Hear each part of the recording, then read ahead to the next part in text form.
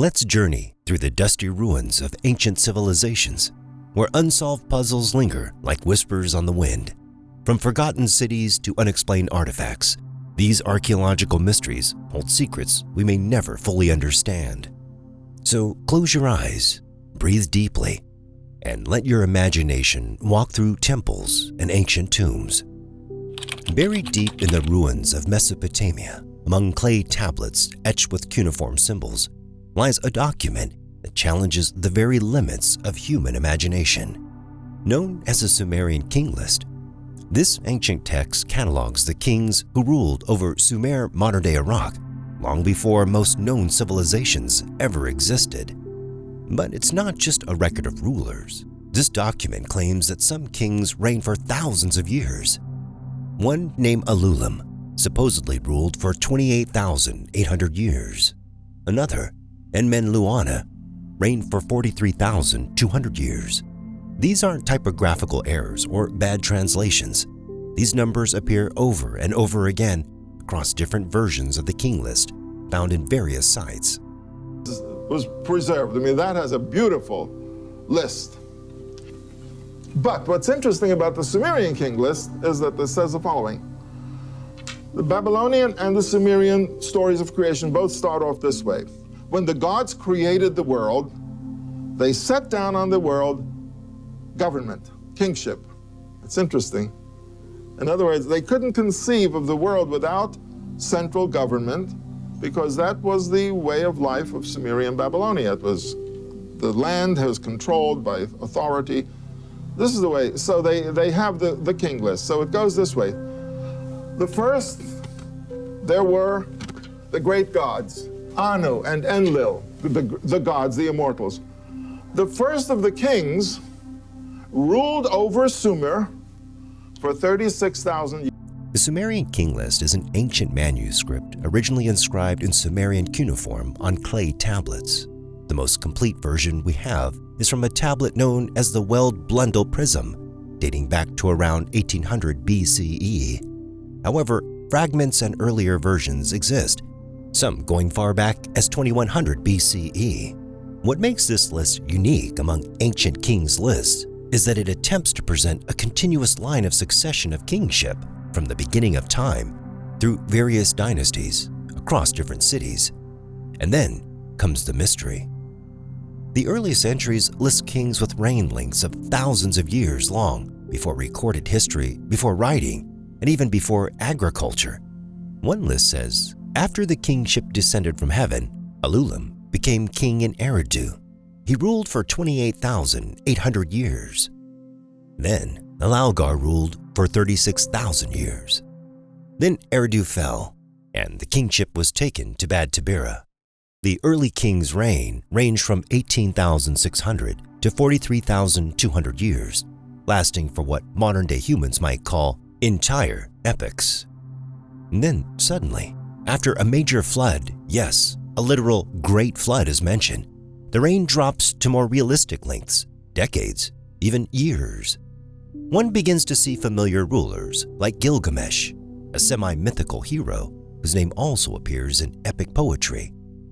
This transition raises a profound question.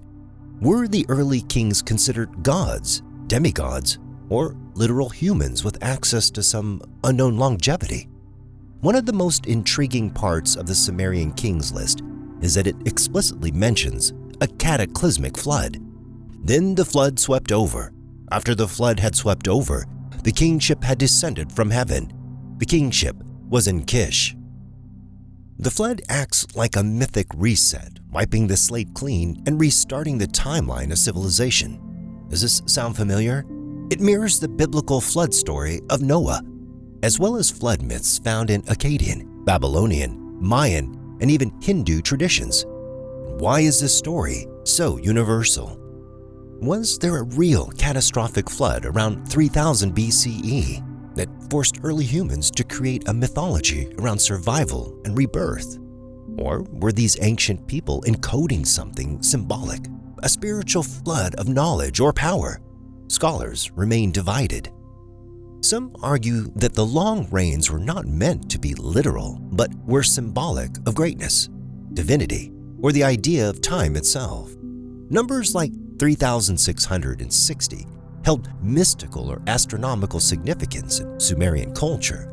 As with many ancient anomalies, the king list has found its way into alternative history and alien theories. Authors like Zakarian Sitchin and proponents of the ancient astronaut hypothesis claim these long reigns suggest non-human being rulers who came from the sky. Note the phrase, kingship descended from heaven. This theory, while sensational, lacks archaeological backing. Mainstream science does not support these claims. Still, it feeds into the mystery because the Sumerians themselves described their earliest kings as godlike and their power as descending from above. It wasn't just a record, it was propaganda. What they are saying is, how did we move down from immortality to what we are today? Well, the gods live forever, but obviously the demigods didn't live forever, but they were still children of the gods, so they lived a long time. So they put in these numbers, tens of thousands. Then comes the flood.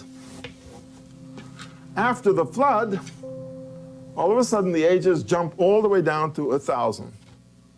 And then they go down to 900, 800, 700. And then you can see that at a certain point, this mythological list, or the list of the origin of humanity, suddenly latches into a real list, because they begin to give the names of kings who ruled in Sumeria, and they give them ages such as, and he ruled 24 years, 17 years, 36 years. It's a real list. But it's interesting how they created the king list, starting with the gods and going down to humans. And of course, between immortality and mortality, you have big numbers. The king lists may have been used to legitimize rulers by showing that they inherited divine kingship through an unbroken chain stretching back to the beginning of time.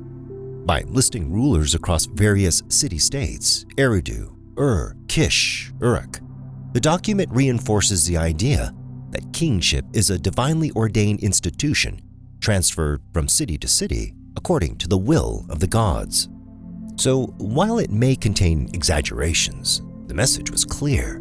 Current rulers didn't just inherit a throne, they inherited heaven's blessing. Here's where it gets truly confusing. Some names on the list have archaeological evidence that they were real kings, found in other records or through excavations. Others are known only from the list. That's what makes it so hard to classify. It's not entirely fiction, nor is it purely historical. It's something in between. While these lists raise curious questions, some mysteries leave us wondering whether we truly understand the universe as well as we think we do.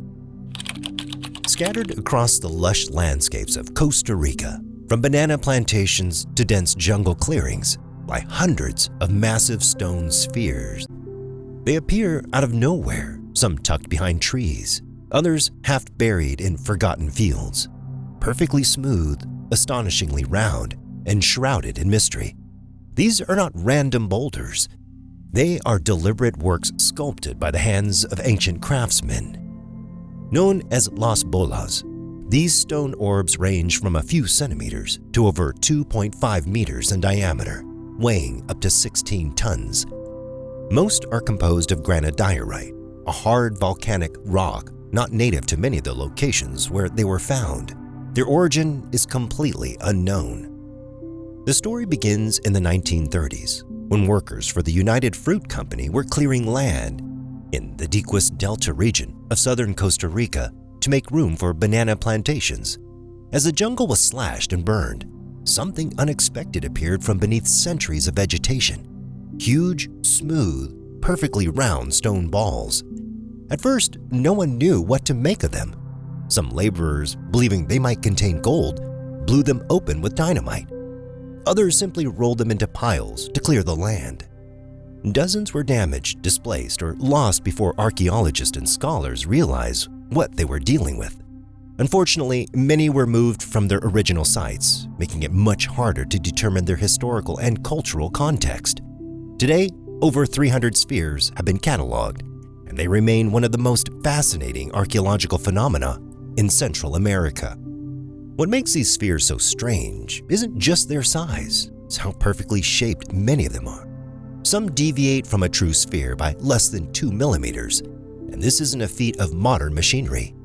These stones were carved sometime between 300 CE and 1500 CE, long before the advent of metal tools, laser levels, or automated grinders. The native people of the Diquis region, likely the Chortega or Boruca cultures, are credited with creating the spheres, but no one knows exactly how and why they went on this creation spree. Archaeologists believe the spheres were carved using rudimentary tools, possibly other stones and sand for grinding and smoothing. But even if that explains the manufacturing process, it doesn't answer the biggest question: what were they for? Since their discovery, scholars and enthusiasts have proposed a lot of explanations. Some researchers suggest that the spheres were aligned with the movements of celestial bodies used for tracking solstices, equinoxes, or lunar events. A few of the stones were found arranged in straight lines, triangles, or curves, possibly indicating an astronomical purpose. But many were displaced, making it impossible to confirm original alignments.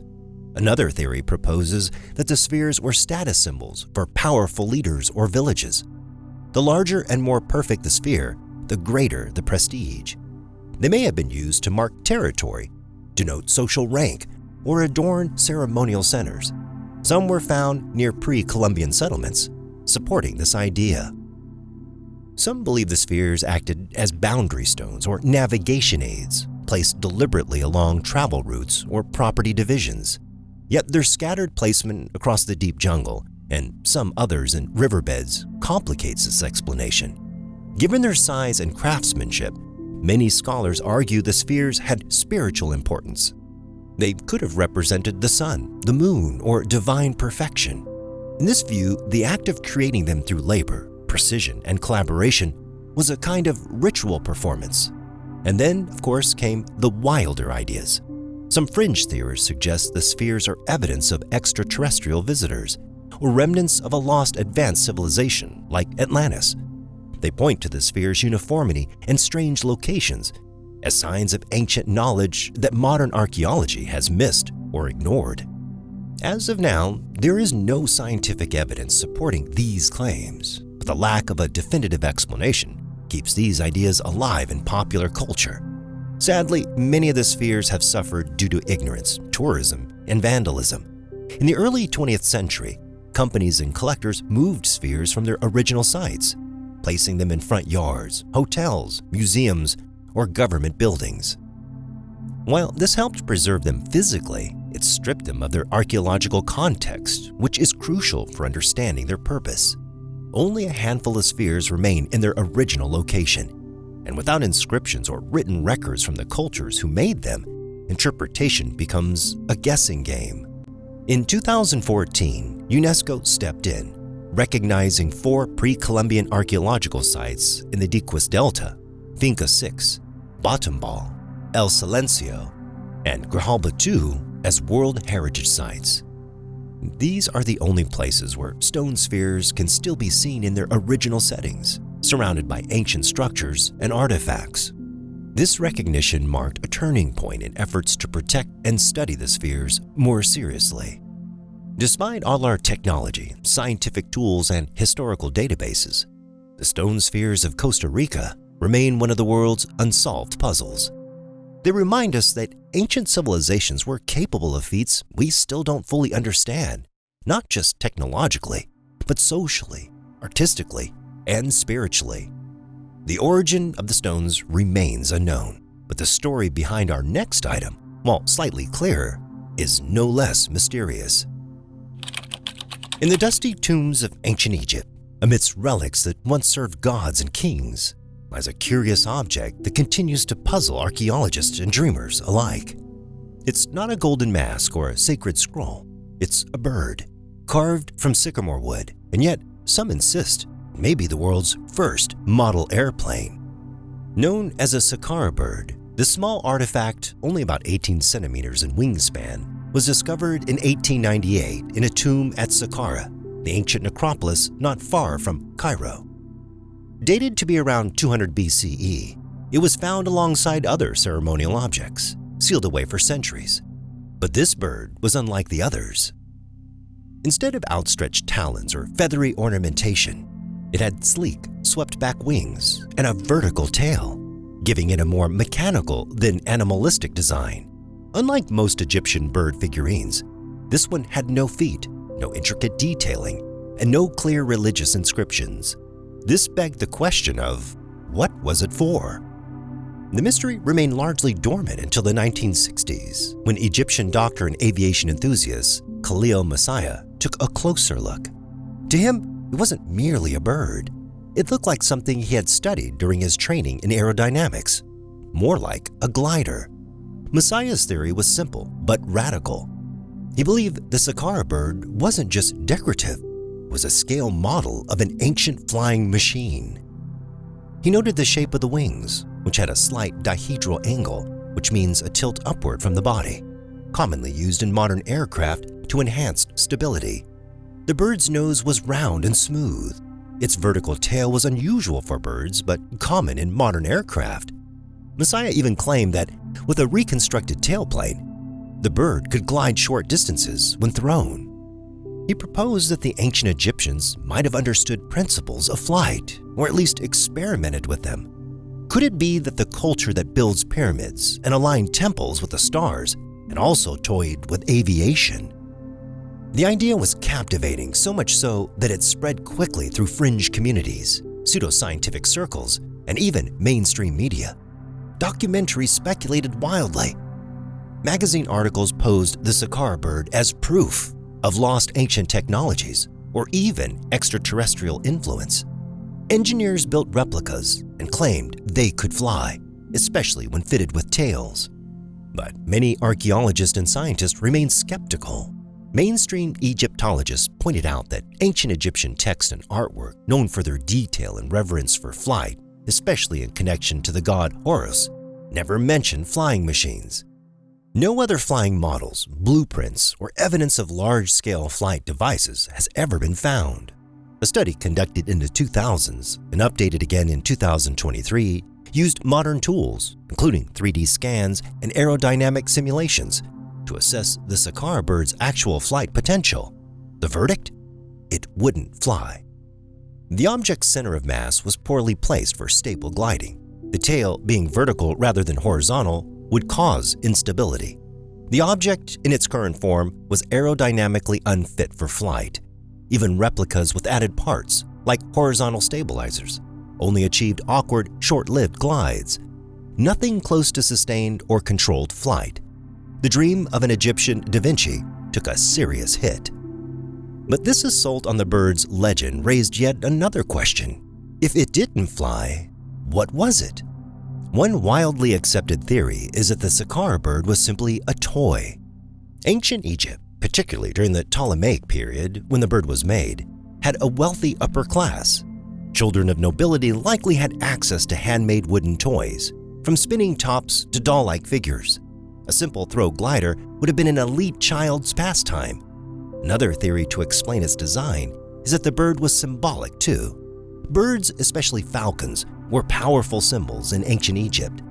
They represented the soul, the sky, and gods like Horus, the falcon-headed deity. The bird may have been placed in the tomb as a spiritual totem, meant to help the soul of the deceased fly into the afterlife. There's also speculation that it was a masthead ornament for a ritual boat. Some Egyptian vessels, especially those used in sacred processions, had bird figures on their bows. Though the Saqqara bird lacks mounting holes, it was part of a now lost ceremonial structure. What makes the Saqqara bird so compelling isn't just its design. It's the idea that perhaps our ancestors knew more than we give them credit for. Whether a premature flight design or simply a toy, the Saqqara bird lives as one mysterious legend that holds the key to the minds of many ancestors now lost to time. The bird's design was flawed, but what happens when an archaeological mystery has such a precision that it baffles even the brightest minds? In the age of axes, shields, and brute force, the Viking warrior stood apart, not just for his fearsome presence, but for what he carried at his side. a sword unlike any other. Etched into its blade was a name, Ulfberht, and with it, a riddle that continues to baffle archaeologists, historians, and metallurgists to this day. Discovered across Europe, from riverbeds to graves, these mysterious Viking swords have been described as centuries ahead of their time. They were forged with technology no one in medieval Europe was supposed to have. The mystery began to surface in the 19th and 20th centuries as archaeologists unearthed Viking Age swords bearing the same inscription, Ulfberht.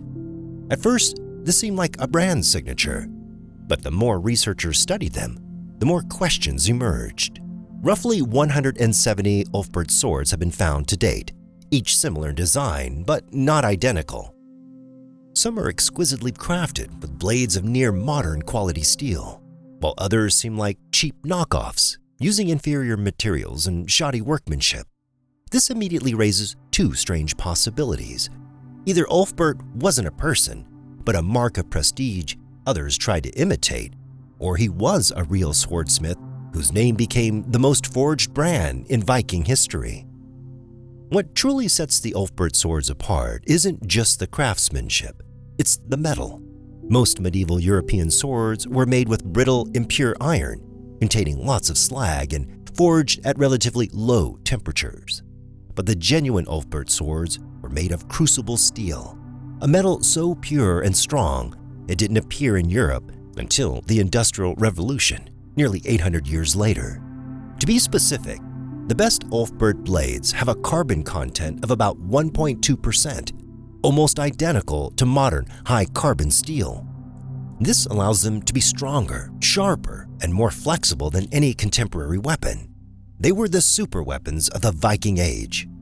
But how did Viking-era blacksmiths achieve such mastery?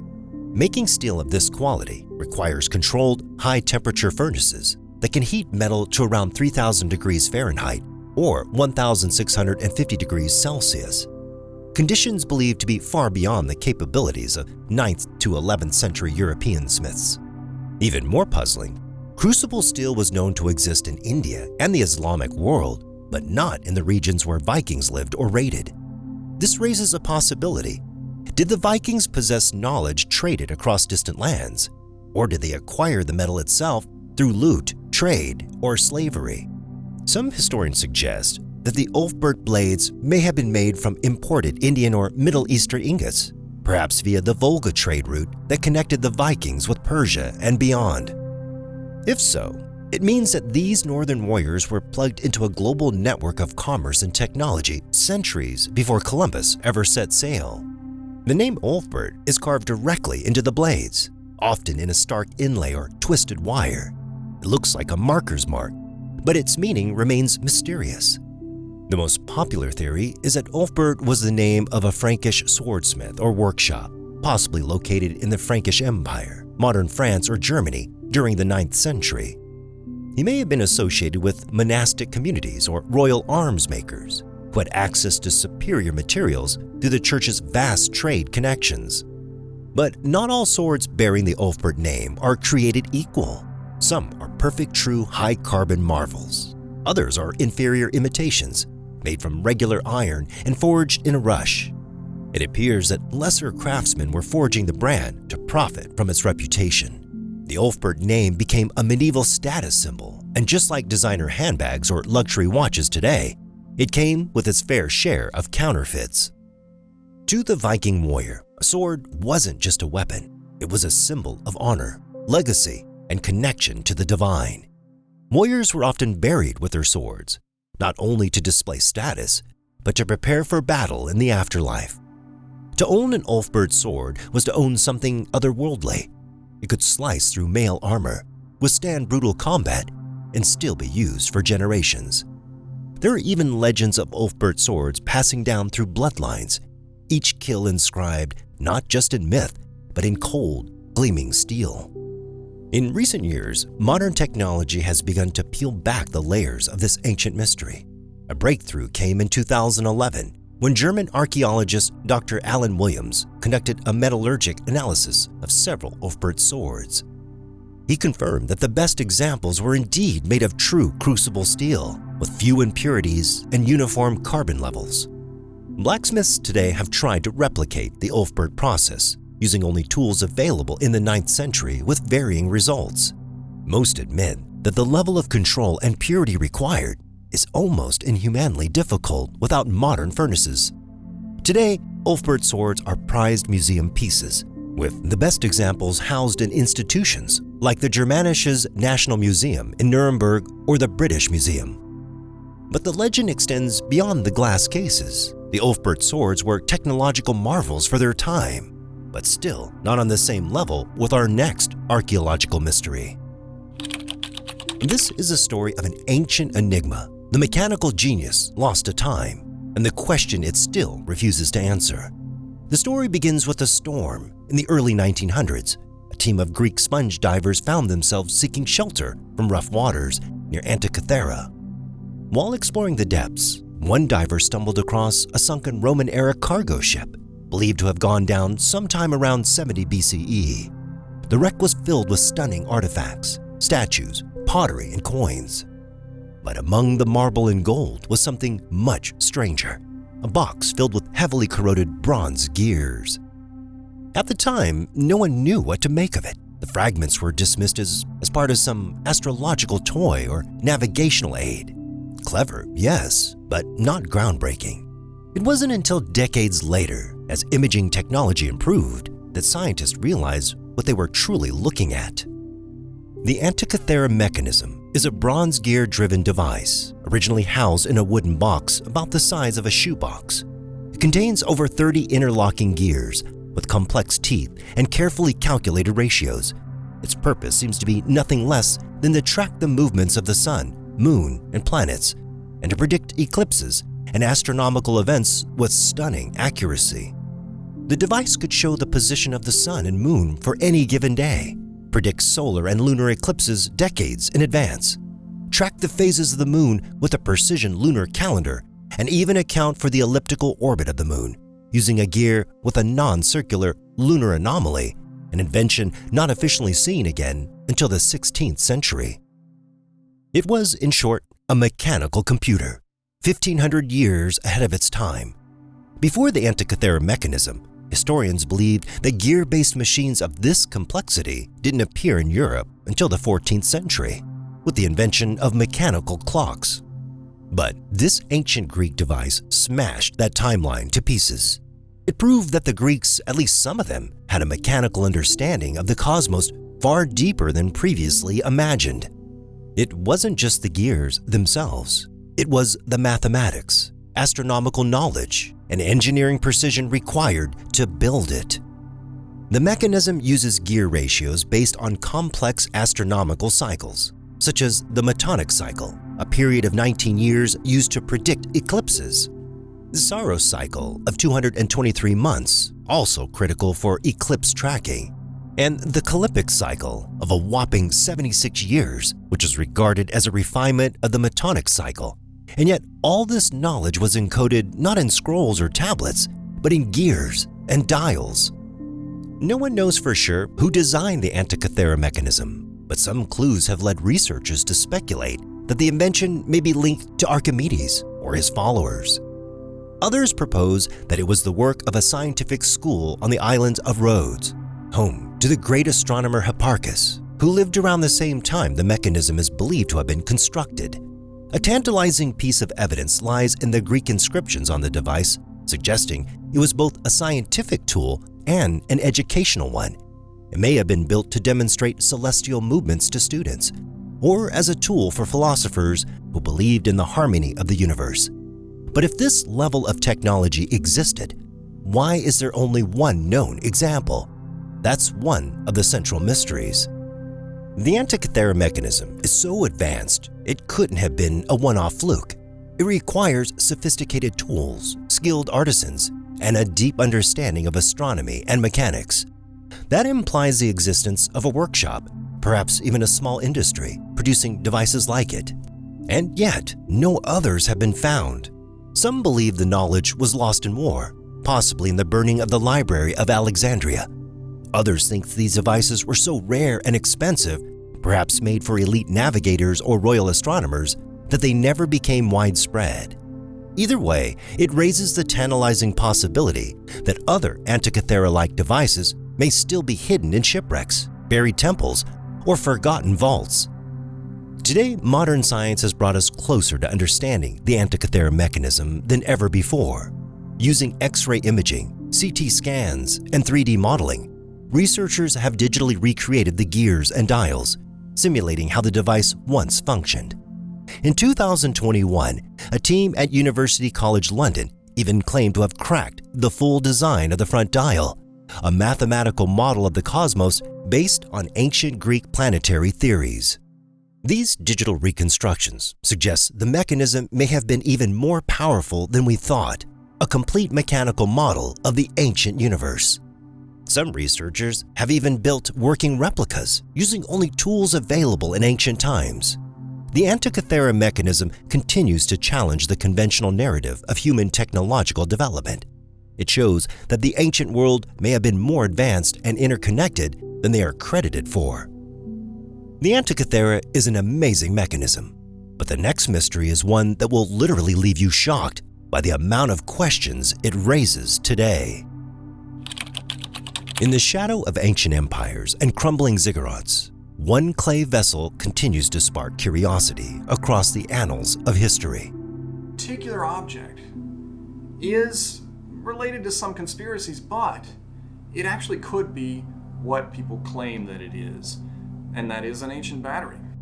Known today as the Baghdad Battery, the small, unassuming object may represent a technological anomaly thousands of years ahead of its time. Or perhaps it's simply a misunderstood tool caught in the crossfire between science and speculation. The story begins in 1938, near modern-day Baghdad, in the ruins of a village called Kujut Rabu.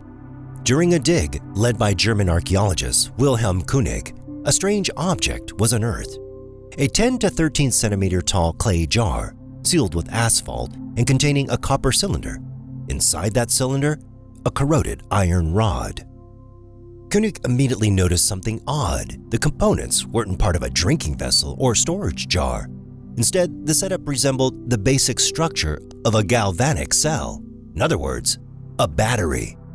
Each of these supposed batteries consisted of a clay jar, narrow at the bottom and open at the top, a copper tube made from rolled sheet copper inserted into the jar, an iron rod suspended inside the copper tube, and finally, asphalt acting as a sealing agent at the mouth of the jar.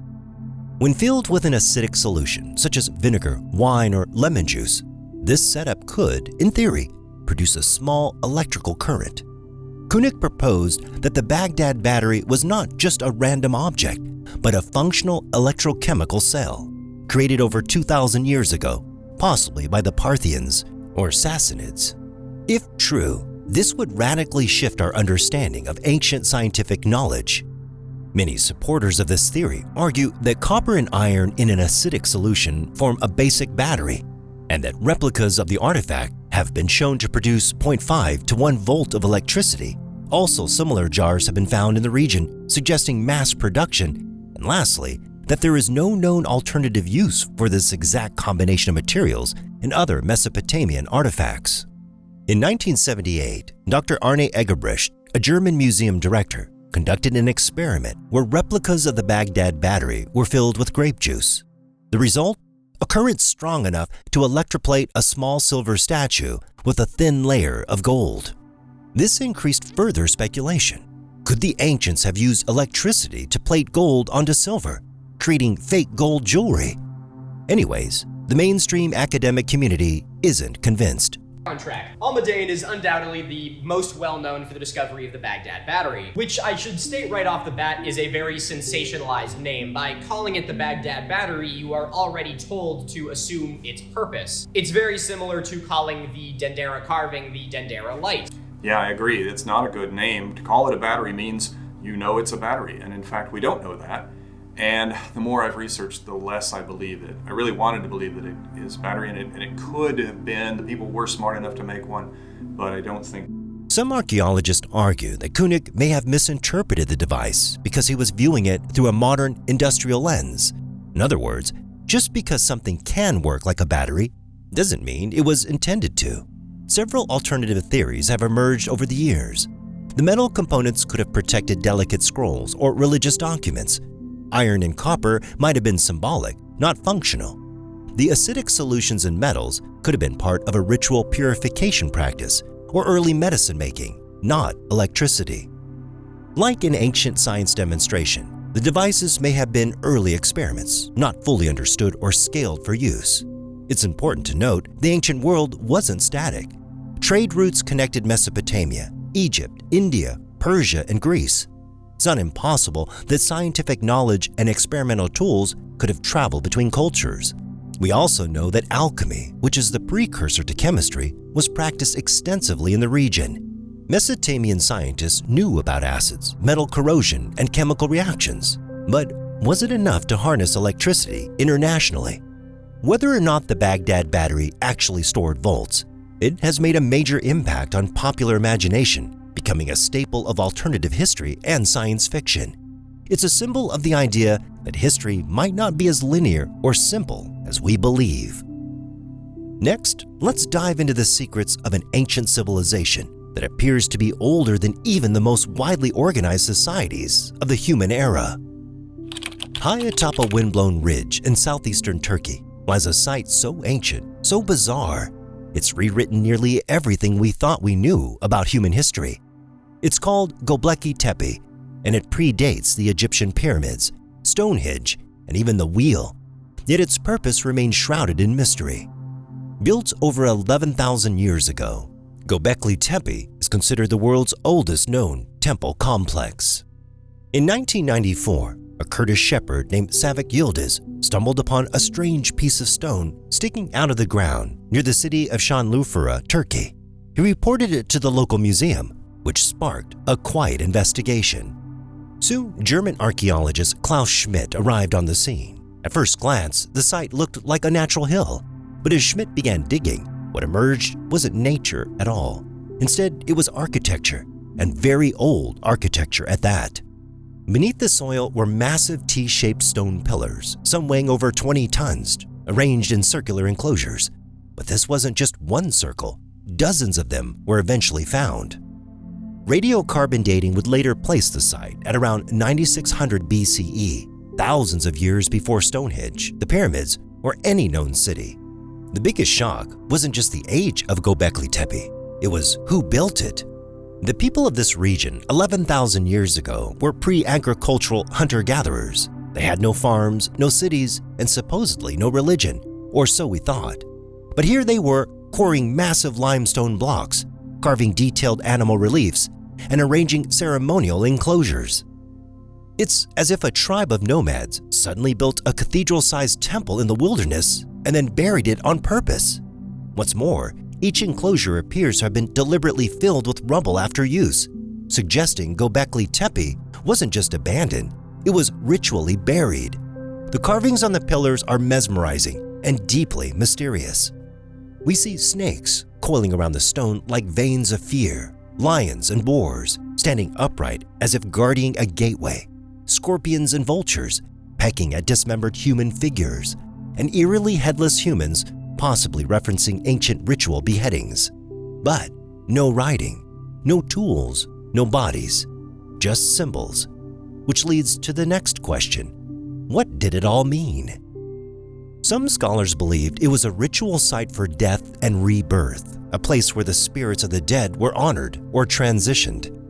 This is supported by the vulture carvings associated with sky burials and the layout resembling burial circles.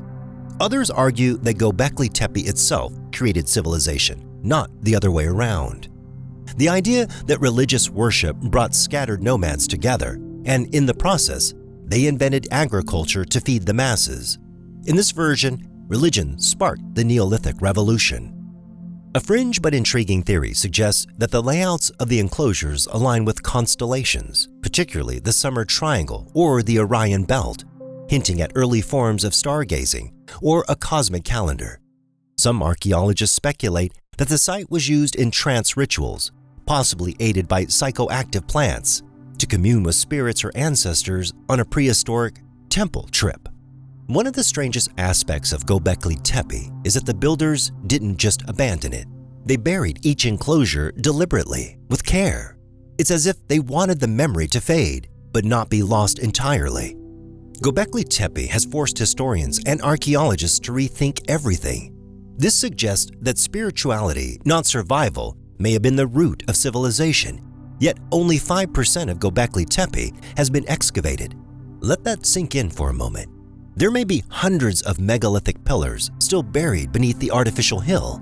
And while other sites like Karahan Tepe and Navale Chori nearby show similar architecture, Göbekli remains the crown jewel, a monument to a forgotten age.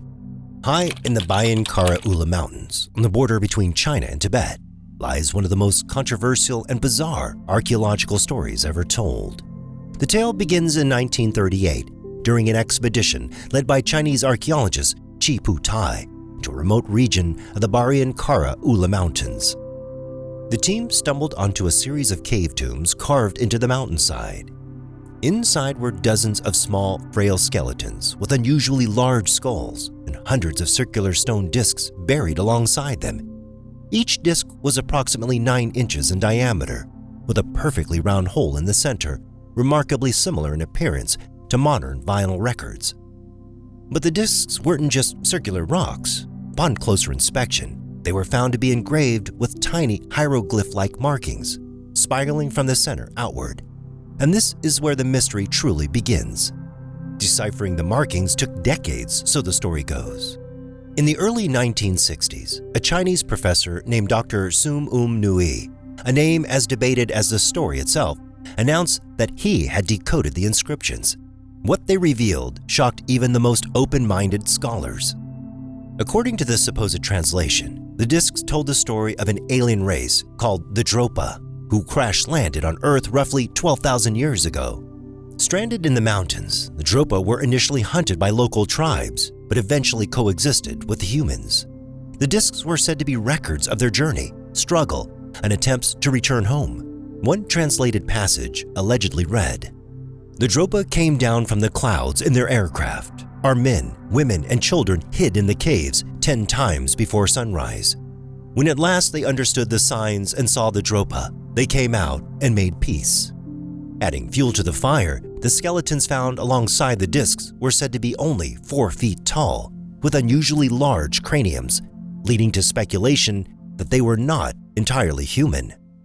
Some compared their proportions to those of gray aliens from modern UFO lore, but no DNA evidence, formal academic studies, or preserved skeletal remains have ever been publicly confirmed. Much of the physical evidence, if it ever existed, seems to have vanished over time. After Dr. Sum Nui's alleged findings were published in Beijing, the academic community again reportedly laughed him out of the institute, banning further discussion of the Dropa Stones. He eventually fled to Japan, where he died in obscurity.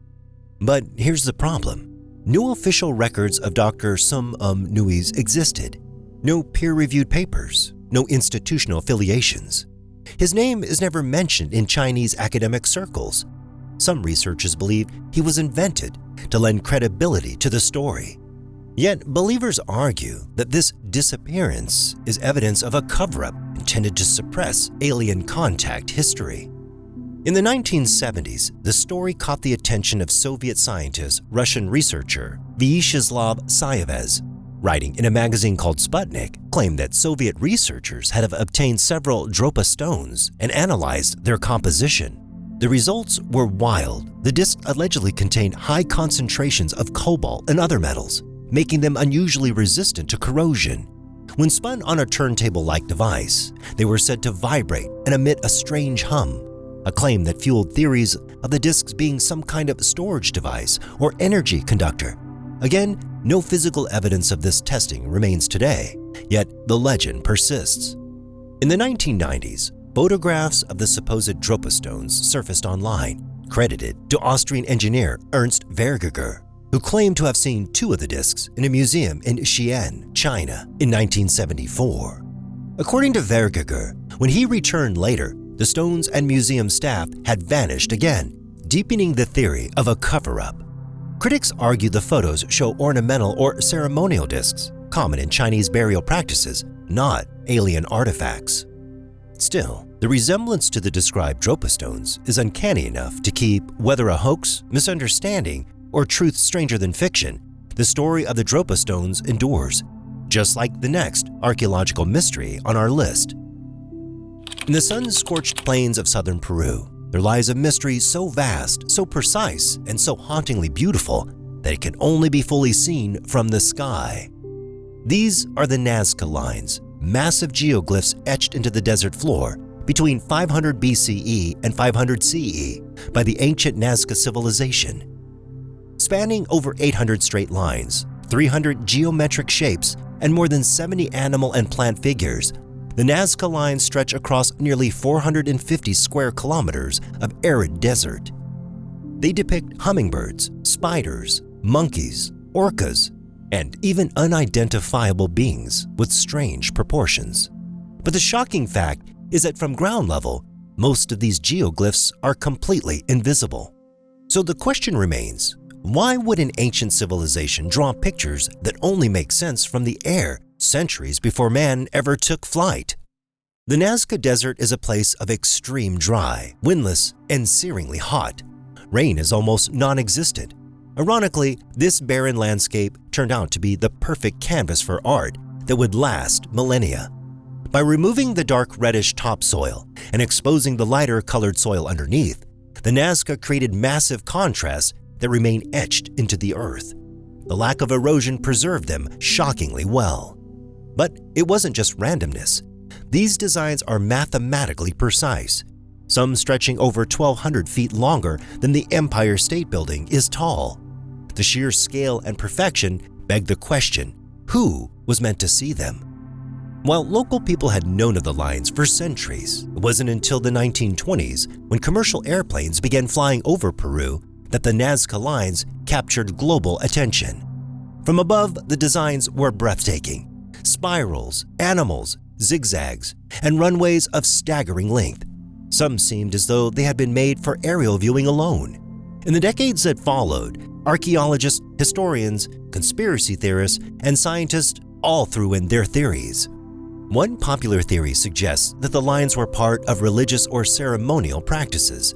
Some researchers argue that the Nazca people walked these lines as pilgrimage routes leading to sacred sites or representing gods and cosmological beliefs. In this sense, the act of walking the lines may have been a form of worship. Others point to the stars. In the 1940s, American historian Paul Kosak dubbed the lines the largest astronomy book in the world, believing the geoglyphs aligned with celestial events, such as solstices and equinoxes.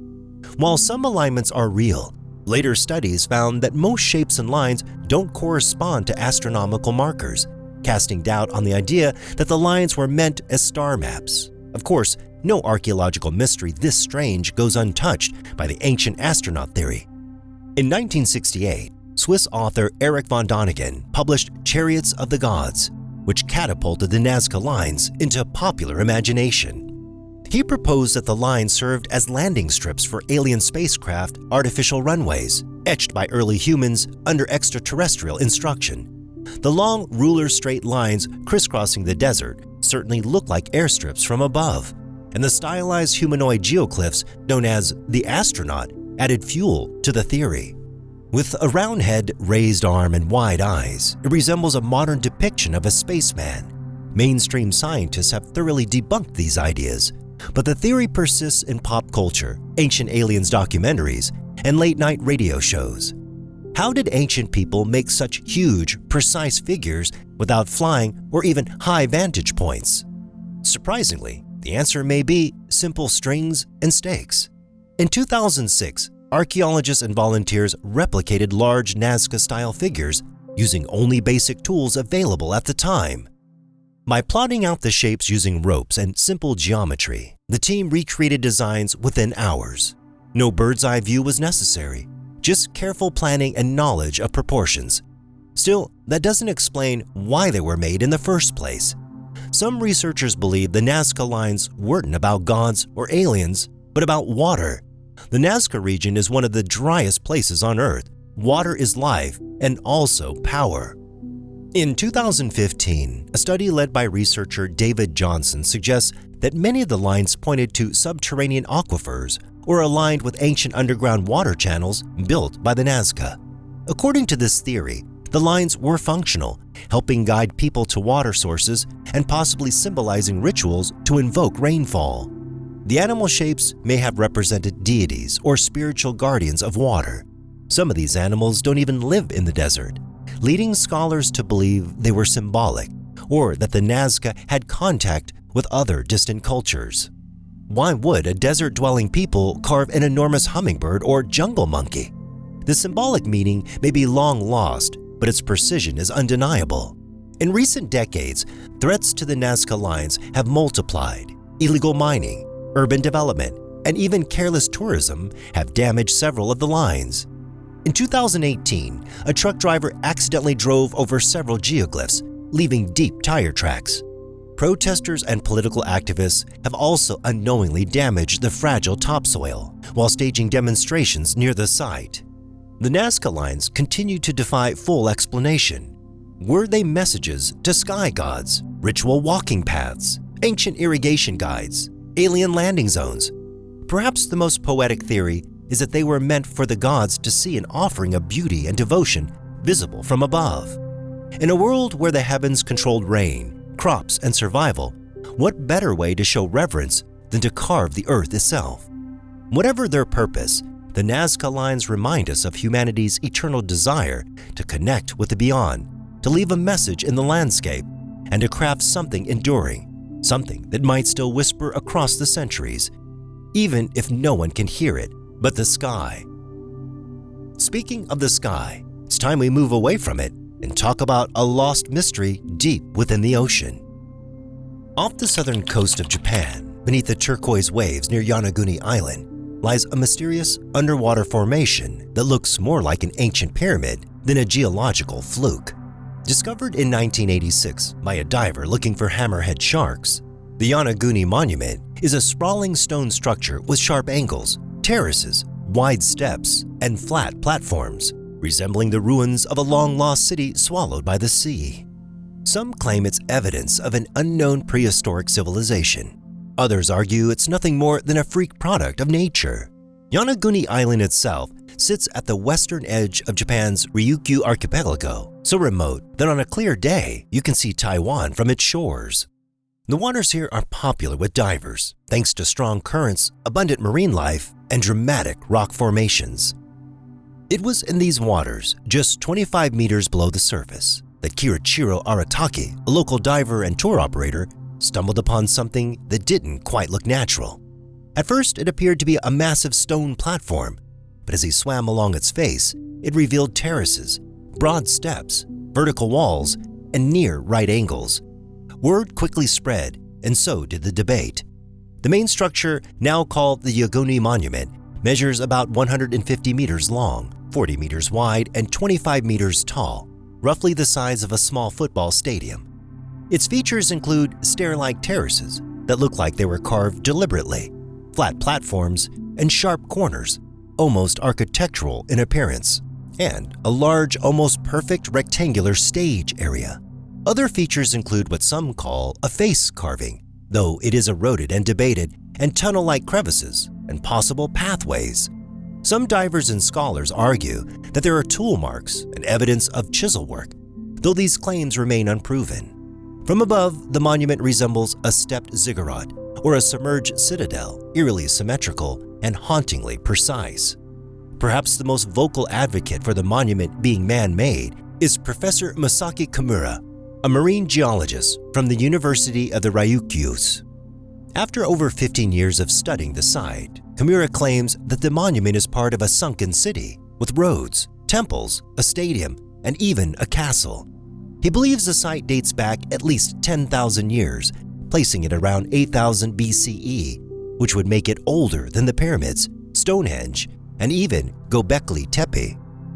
Kimura theorizes that Yonaguni was part of a prehistoric civilization lost during a cataclysmic event, perhaps a massive earthquake or tsunami that submerged the structures.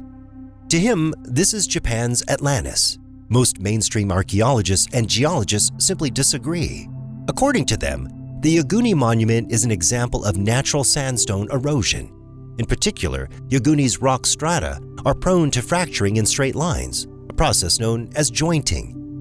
Earthquakes, underwater currents, and the natural breaking down of sedimentary rock over time can result in shapes that look artificial but are purely natural. Dr. Robert Schoch, a geologist from Boston University, famously dove to the site and concluded, "It's just rock, no signs of human modification." Schoch's take is that people may have used or modified some portions of the structure later, but its basic form is a natural formation. A third theory suggests a middle ground. The structure is mostly natural, but was shaped or modified by early humans. If the original rock formation emerged above sea level thousands of years ago as sea levels were lower during the last ice age, it's possible that ancient inhabitants carved it, used it for ceremonial purposes, or even built onto it. After all, humans have been living in the Japanese archipelago for tens of thousands of years. The Jomon people, a prehistoric culture in Japan, date back as far as 14,000 BCE and were surprisingly advanced for their time. Could Yonaguni have been a ritual site, a gathering space, or even a sacred monument later drowned as sea levels rose? Kimura's claims extend beyond the monument itself. He has identified other structures nearby, including what he calls roads, walls, staircases, and ruins, stretching over a much wider area. These include a triangular depression that looks like an altar, and possibly docking areas for boats, stone arrangements resembling columns or monoliths. He argues these formations are part of a larger submerged city, which he tentatively named Mu, echoing the myth of a sunken Pacific civilization, much like Atlantis. However, no definitive artifacts like tools, pottery, or human remains have been found at the site, making it difficult to prove human construction definitively. Japan is one of the most tectonically active regions on Earth, with frequent earthquakes and tsunamis. It's entirely possible that a massive seismic event caused land to sink, or a tsunami buried a coastal settlement underwater. This idea lends credibility to both sides. A natural geological event may have swallowed up something real and man-made, turning it into today's mystery. In fact, coastal subsidence and sea level rise after the last ice age have submerged many ancient sites worldwide, including Bimini Road in the Bahamas and parts of ancient Dwarka in India. Despite the controversy, the site remains largely unexplored by modern technology. Detailed sonar scans, underwater LiDAR, and 3D mapping could settle the debate, but funding and government interests have been limited. Some suspect that fear of publicizing pseudoscience has prevented further scientific study. Others believe more rigorous archaeology might validate Kimura's theories or uncover entirely new ones. Until then, the Yonaguni Monument remains frozen in time, a lost monument, a natural marvel, or perhaps something in between. If the Yonaguni Monument were ever proven to be human-built and over 10,000 years old, it would rewrite the history of civilization. While the existence of human settlements is in question with this mystery, our next is not in doubt, but begs an even stranger question. Over 4,000 years ago, along the winding rivers of what is now Pakistan and northwest India, rose one of the world's earliest and most sophisticated civilizations, the Indus Valley Civilization, also known as the Harappan Civilization. Its people engineered vast cities with underground sewage systems, grid-like streets, and multi-story homes. They traded with distant lands, built standardized tools and weights, and crafted intricate art. And then around 1900 BCE, they vanished. No records of war, no signs of famine, no sudden catastrophe, just empty cities and faded bricks. How does an entire civilization, one that rivaled ancient Egypt and Mesopotamia, disappear without leaving a clear reason why? The Indus Valley Civilization flourished from around 3300 to 1300 BCE, reaching its peak between 2600 and 1900 BCE. Its two largest cities, Mohenjo-Daro and Harappa, were urban marvels for their time. Imagine these neatly planned cities with grid-patterned streets, drainage systems, public baths, wells, multi-room houses, and even what looks like municipal garbage disposal. These cities suggest a society that was highly organized. likely had some form of governance and prioritized sanitation and civil order. What's especially mysterious is that no grand palaces or temples have been uncovered, unlike other ancient cultures. This hints that egalitarianism may have been a cultural norm, or at least that power was not concentrated in the hands of kings or priests. One of the strangest aspects of the Indus people is that we can't read their writing. They left behind thousands of small stone seals and tablets inscribed with symbols, which seems to be a script, but it has never been definitively deciphered. The inscriptions are short, often just 4 to 5 characters long, giving researchers very little to work with. Without a Rosetta Stone-like breakthrough, the language of the Indus people remain lost, and with it, possibly the answers to who they were, what they believed, and, most crucially, what happened to them. One prevailing theory suggests that climate change played a role. Around 2000 BCE, the region experienced a significant shift in monsoon patterns, which could have dried up rivers that fed into cities. Particularly important was the Saraswati River, often mentioned in Vedic texts and believed to be a major water source for Harappan communities. Satellite images show that river systems in the region drastically changed course or dried out entirely. A weakening monsoon would have caused tragedies like failed harvests, water shortages, loss of trade routes, and entirely urban decline. But this wouldn't have been a sudden apocalypse. It would have been a slow and painful unraveling, pushing people to abandon cities and disperse into smaller, more rural settlements. If civilization collapsed, surely there must be signs of chaos, burned buildings, mass graves, smashed artifacts. Surprisingly, none of that exists.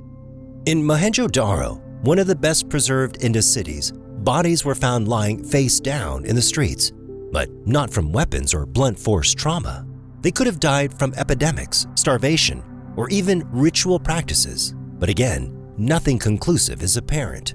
Unlike the violent collapses seen in Mesopotamia or Rome, the Harappan end is oddly peaceful. The cities weren't razed, they weren't overthrown, they were just left behind.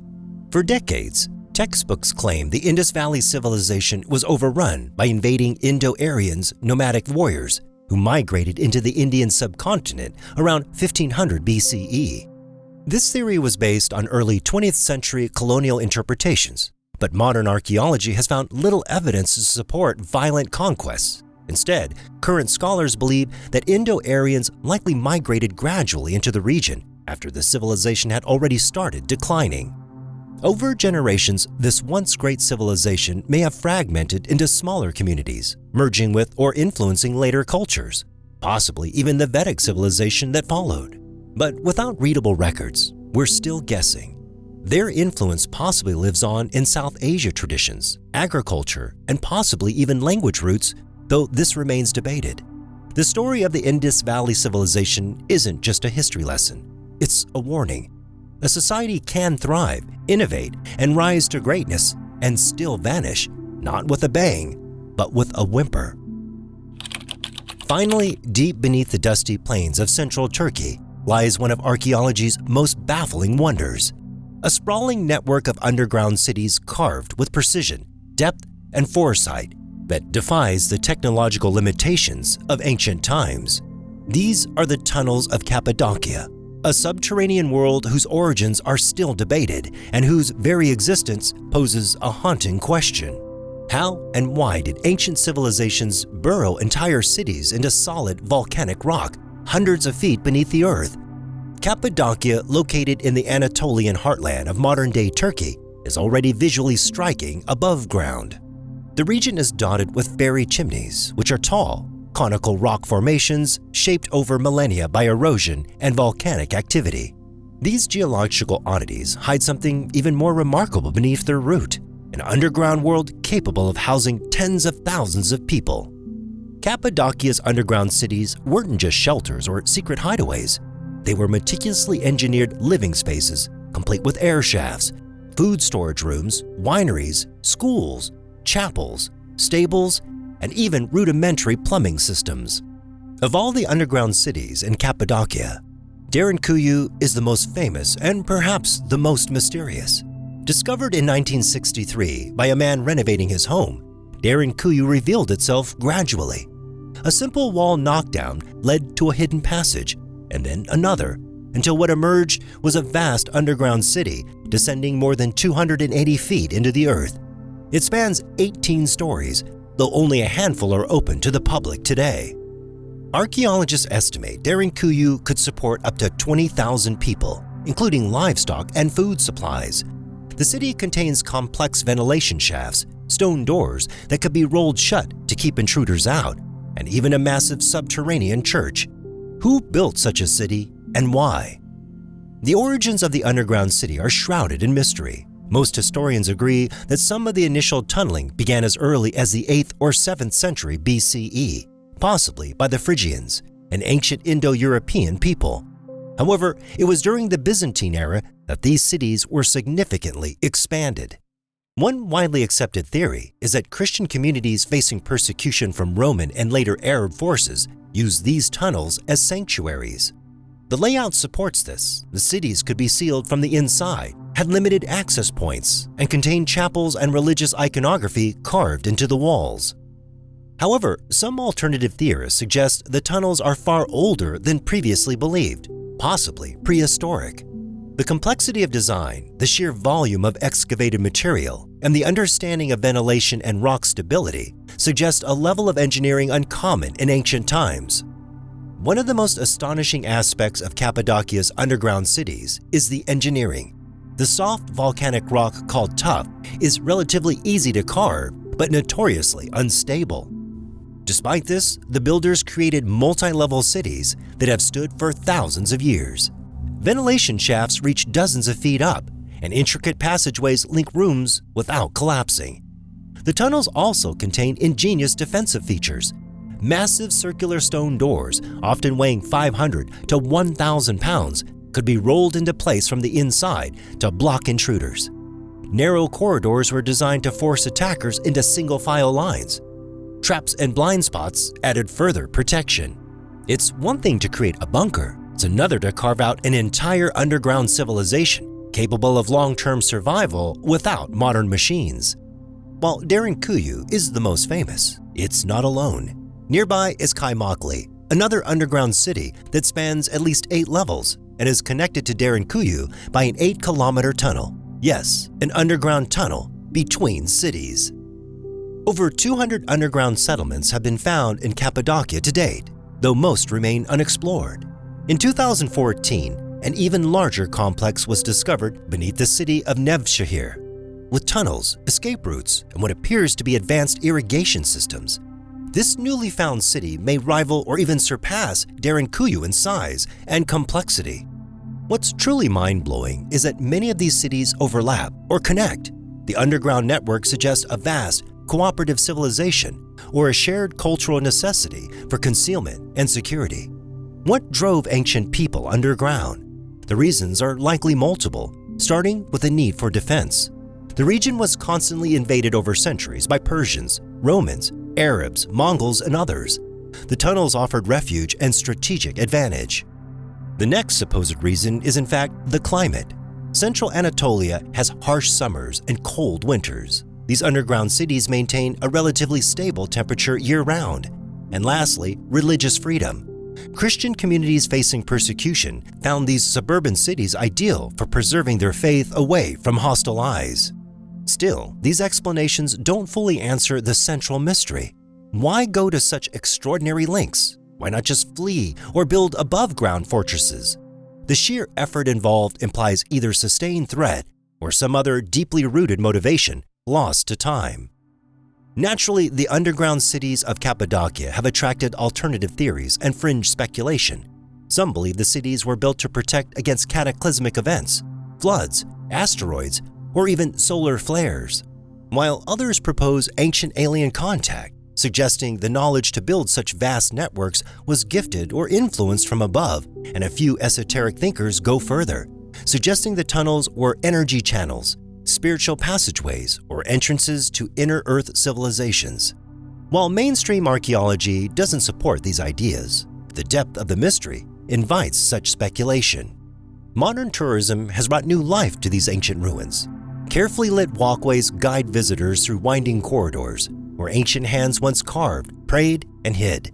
Yet, only a fraction of these cities is open to the public, and even less is fully excavated. Every so often, farmers or homeowners in the region accidentally unearth new chambers, tunnels, or rooms, prompting archaeologists to return with tools and caution. With ongoing excavations in the region, including the massive new site between Nev Shahir, we may be only scratching the surface, literally and figuratively, of what lies beneath Cappadocia. The underground cities of Cappadocia are more than a historical curiosity. They're a testament to human ingenuity, resilience, and mystery. They remind us that ancient civilizations were often far more sophisticated than we give them credit for, and they ask us to consider what drives a society to carve its life into stone, to live hidden from the sun, and to vanish without leaving clear answers behind.